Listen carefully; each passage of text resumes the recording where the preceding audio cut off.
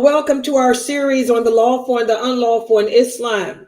And today we're going to speak about the lawful and the unlawful in regards to business transactions that concern land. Land. And believe it or not, I do get questions about this issue a lot. And just one of the number one questions I get is about whether or not it's lawful in Islam for us to rent land out. There's a lot of people that here that may own some land and you don't live there and you want to know if they ask me all the time, they can rent it out so that somebody else can use it. Well, we're going to answer that question today. So let's put the PowerPoint up on the screen for tonight's discussion. Okay. And this will be the last topic under the lawful and the unlawful in regards to business transactions. After this, we're going to go into other things. But tonight will be the last of the session on business transactions. So let's look at what the hadith say about land contracts. Now, Islam teaches us that if a Muslim owns a piece of land, he must make use of it by planting trees or crops or something. Islam teaches us to not go around wasting things. So if you have land that's not being used for cultivation, this is considered a sin in Islam. You have to make use of that land.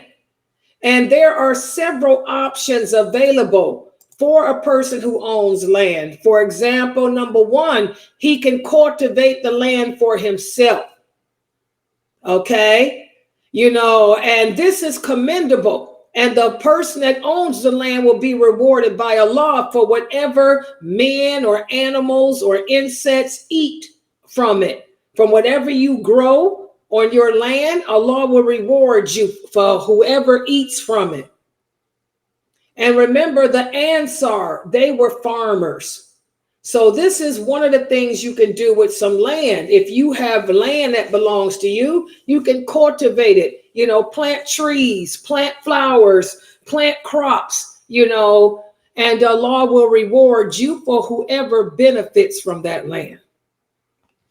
Another option available is to lend the land to others. If you can't cultivate the land for yourself, then you can lend it to another person who can cultivate it, okay, and make use of it. And this is based on a hadith where the Sallallahu Alaihi Wasallam said, if anyone has land, he should cultivate it or lend it to his brother to cultivate.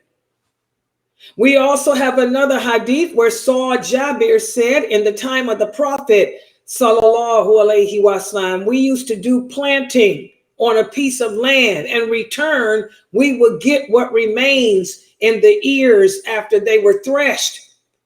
This way, the Prophet said, if anyone has land, he should cultivate it or lend it to his brother to make use of it, or otherwise get rid of it.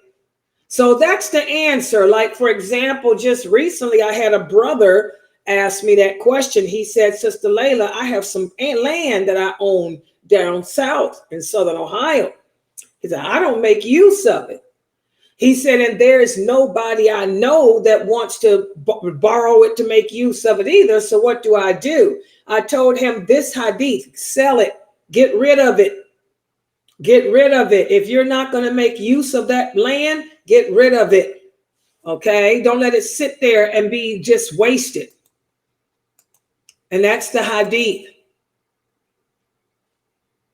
And also we have to remember, if you are going to loan your land out, that means that you don't receive anything in return for it. Let me specify this.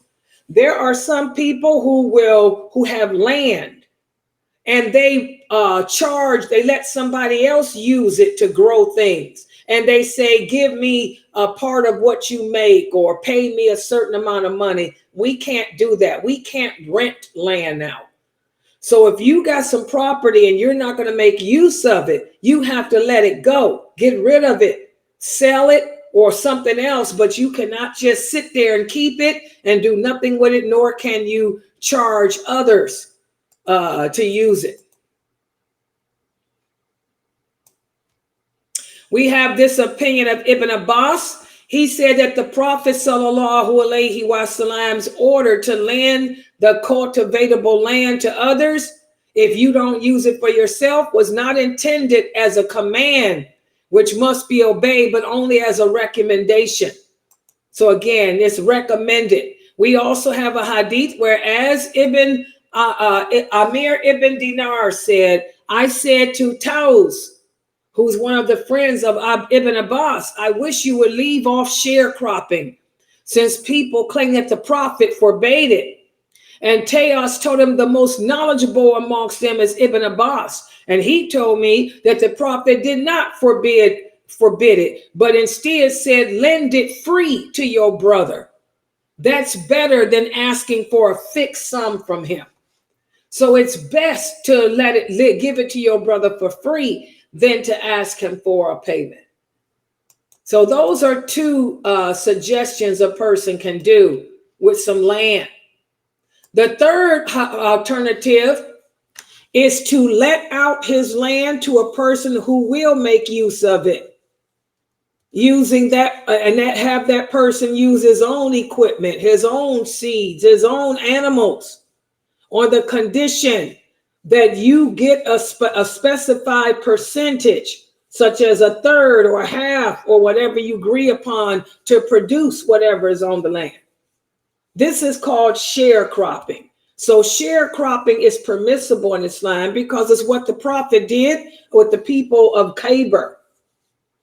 Okay, the Prophet gave the people of Khaybar the land and allowed them to work and cultivate it in return for them giving half of their profits to the Muslims. So sharecropping is permissible, guys. Also, the wives of the Prophet continued this practice after his death until they died. So sharecropping is permissible in Islam. Now, some people, what is forbidden? Let me talk about the forbidden form of sharecropping. The Prophet forbade the companions to practice the type of sharecropping that was common at that time, which was the landowner would give out his land conditional to his getting the produce of one part of it. In other words, I'm going to let you work my land, but I want the part that's by the river. This is what's forbidden. Whatever grows next to the river is mine. Everything else is yours. No, this is haram. Because what if something happens that the only part of the land that does yield any fruit is the part that's near the river? So we can't do that. That's haram. If you're going to let somebody sharecrop, then you can tell them, give me 1/3 of whatever you grow, or give me 1/4 of whatever you grow. But don't specify certain areas, because the earth belongs to Allah, number one. Number two, some parts of the earth may not produce, whereas another part may. So that's the forbidden type of sharecropping. Okay, we have a hadith where Rafi said, we had the most agricultural land in Medina, and one of us would rent out his land, designating a certain part of it just for himself. Sometimes a calamity would hit that part while the rest of the land was safe, and sometimes the other way around. And that's when the Prophet forbade us from doing that. So there's the dalil. Okay, so you can allow sharecropping as long as you get a certain amount of what is produced, but you cannot specify certain areas of the land and what it produces. Does everybody understand that? That's the forbidden type. Okay.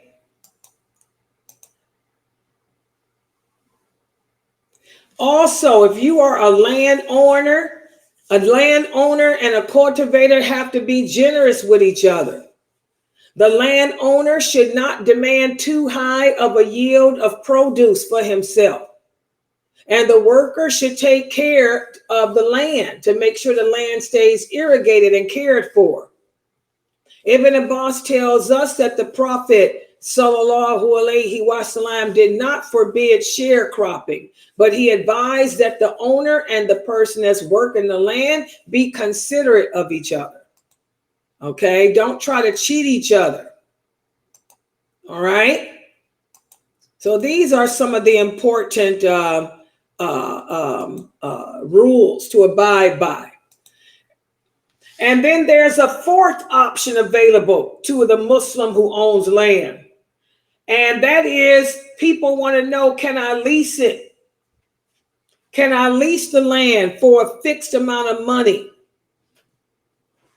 You got some scholars who say that this is permissible, but the correct answer is it is not, because the Prophet sallallahu alaihi wasallam forbade renting land, because the land belongs to Allah. So we don't rent out the land. In fact, the companions who were with the Prophet during the Battle of Badr, Abu Huraira, Ibn Umar, all of them say that the Prophet forbade it. And again, we don't take nobody's opinion over those companions. The Prophet sallallahu alaihi wasallam taught us that the best of this nation were those companions who fought the Battle of Badr with the Prophet. And if they make a ruling, nobody can overrule them. So Ibn Umar, Ibn Abbas, they were with the people at Badr. They said it's haram, so I don't care what Ibn Hajar said. I don't care what any of the Tabi'in said. All I care is what they said. They out-trumped them. So renting land is haram. We can't do that. So those are the rules and the guidelines that Allah set in place in regards to land. If there's any questions, inshallah, you guys can go ahead and ask them. Subhanakallahumma wa bihamdika ashhadu an la ilaha illa anta astaghfiruka wa atubu ilaik. Again, I told y'all this would be short because it's not that much to say other than these are the rules, and the only rules in regards to land. Okay, so if you own some property, you own some land in the South, make use of it or allow someone else to make use of it. If you don't have neither, then get rid of it, sell it to somebody who will make use of it. All right, any questions?